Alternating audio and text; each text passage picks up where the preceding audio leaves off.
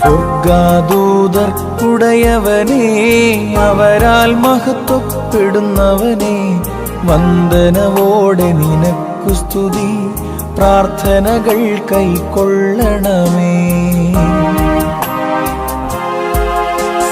ത്രിയേകാമേകത്രയാം ഏകദൈവവുമായുള്ള പിതൃസുത പരിശുദ്ധാത്മാവാം സത്യപരനേ. ദൈവനാമം മഹത്വപ്പെടുമാറാകട്ടെ. പരിശുദ്ധ നോമ്പിലെ 5-ാമത്തെ ആഴ്ച, 18 സംവത്സരം കൂനിയായ സ്ത്രീയുടെ സൗഖ്യമാണല്ലോ വേദഭാഗം. ഇന്നത്തെ ലോകത്ത്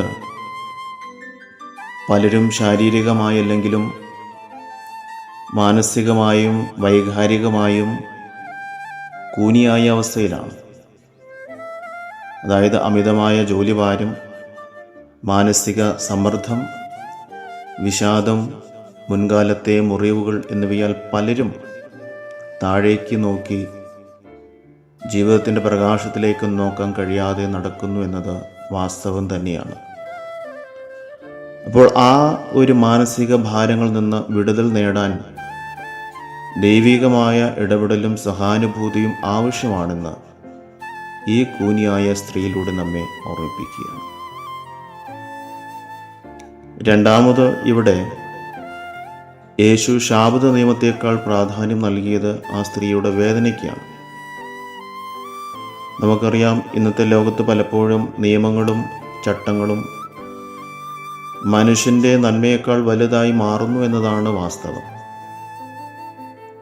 വിശക്കുന്നവന് ഭക്ഷണം നൽകുന്നതിനോ വേദനിക്കുന്നവനെ സഹായിക്കുന്നതിനോ തടസ്സമായി നിൽക്കുന്ന ഏത് നിയമവും തിരുത്തപ്പെടേണ്ടതാണെന്നും മനുഷ്യത്വത്തിനാണ് പ്രഥമ പരിഗണന നൽകേണ്ടതെന്നും ഈ ഒരു വേദഭാഗം നമ്മെ ഓർമ്മിപ്പിക്കുകയാണ്.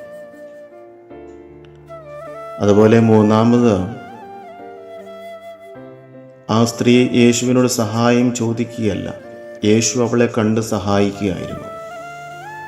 ഇന്ന് നമ്മുടെ ചുറ്റും സഹായം ചോദിക്കാൻ പോലും കഴിയാത്ത വിധം തളർന്നു പോയ ഒട്ടനവധി ആളുകളുണ്ട്.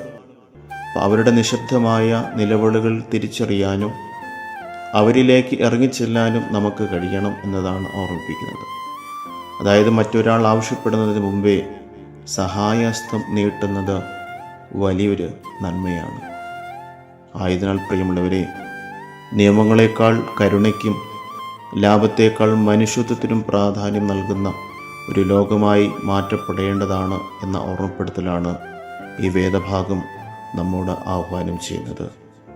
ദൈവം നമ്മെ ഏവരെയും പരിപാലിക്കുമാറാകട്ടെ.